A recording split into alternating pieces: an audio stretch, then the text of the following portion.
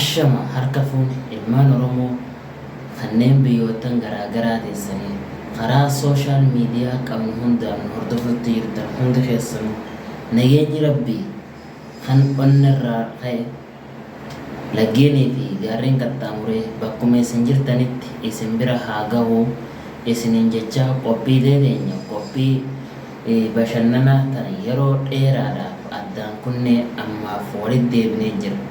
Isinirraa wanni eegamu like, subscribe, share gochuu qofa. Kanarratti dhimma gabaabaa tokko kanin isinii himuu dhufee jira. Dhimma waa'ee torbaan kana miidiyaa kanarra deemutti jiruuti.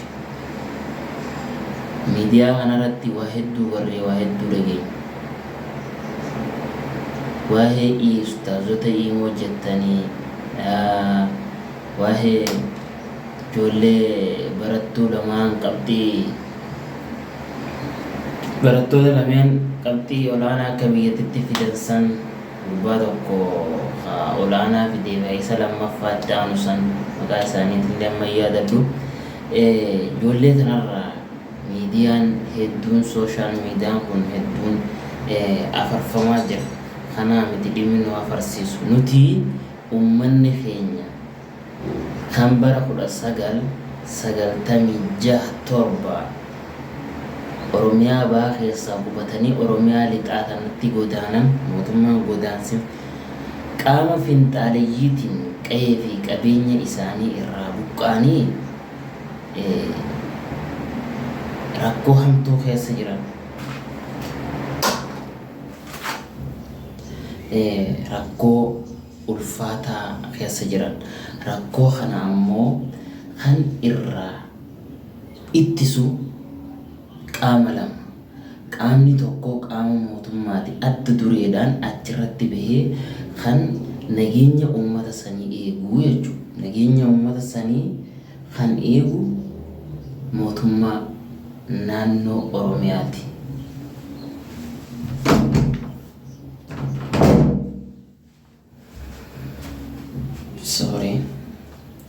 Qabeenya fi lubbuu namootaa san kan achitti dabartee fi kan achitti roorrifamaa jiru san kan eeguu qabu mootummaa naannoo Oromiyaatii fi mootummaa federaalaati.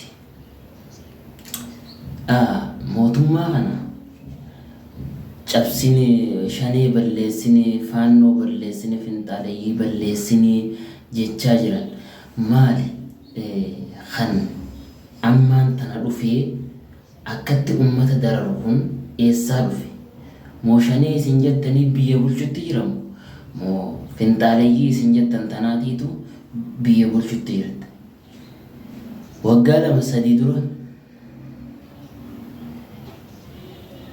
lixa Oromiyaa kanatti waan daawwatame waan ta'e gocha sossookanneessaa gocha jaarraa kana keessa ilma namarratti raawwatuun hin malle finxaaleeyyii Amaaraa Oromoota Wallaggaratti raawwatte. Oromoonni Wallaggaa kan dur quufee ifiifillee quufsee hara deemaa hunda quufsee gallakkisu kan jireenyi isaanii jireenya namaa olii qaama lama gidiraa adda addaa argaa jira. Qaama hidhatee bosona keessa jiruu fi qaama asii humna nageenyaati jee gabbubbaafamu kanaan uummanni keenya murruqtaa'utti jira.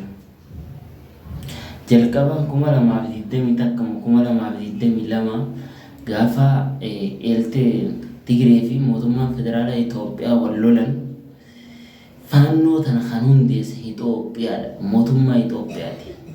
Har'aan tana meeshaa irraa hiikuu gaafa san akkamitti dadhabe? Siyaasni Itoophiyaa kun yeroo takka akkaataan isaan itti ilaalan waan isaan godhan nama dhibdi. siyaasni Itoophiyaa gaafa sanitti fannoon mootummaa jala jirti maaliif irraa neerin wanni irraa hiikuu dideef ummatuma kanaan akka dararuuf waan jaamu takka nama yaachifti kanarraa kan ajandaan keenya inni tokkoffaa kan inni irraa haasa'uu dhufe isa kana abbaa qabeenya Oromoo yaadataa Junayd haa galatoomuu fi gargaarsa bakka adda addaatti hirmaachaa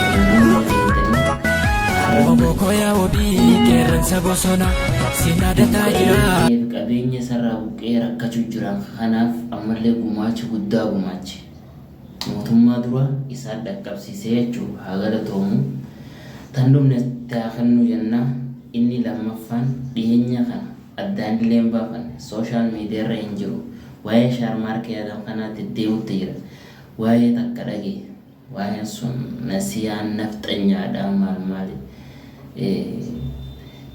viidiyoo gabaabduu takka argeetiin waggaa 2-3 dura akkaataa Oromoon itti sagalee taatee fi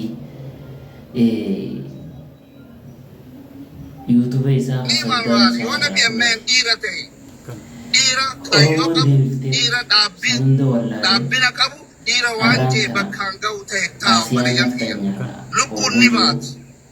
hedduu takka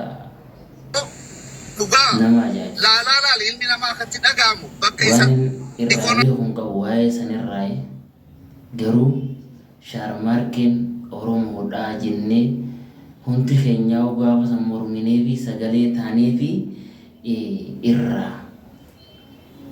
irraa waan san irraa buufneef arraan tana garuu maaliif as deebi'ee mijiyyoo duute jee gochisuu kanneen isaan duute san irratti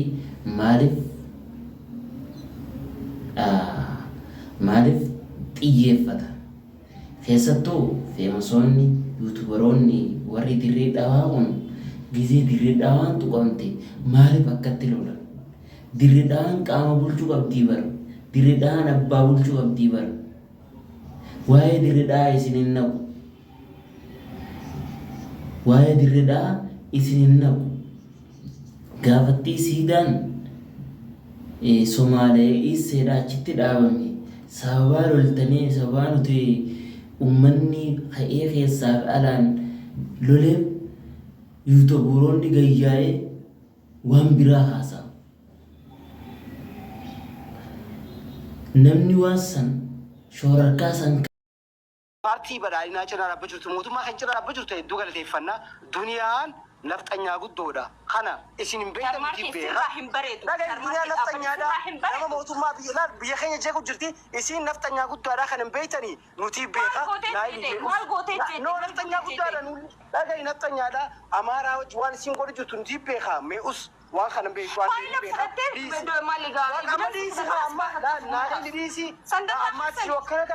ilaalchi ati Dr. Abiyyiif qabdu rakkoodha bakka kanas ati waan kana isaa fi muuti godhe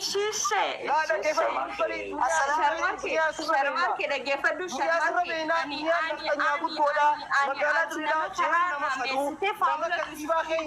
kantiibaa keenya maqaa balleessu jiru keessaa tokko duniyaan arras borus nafxanyaadha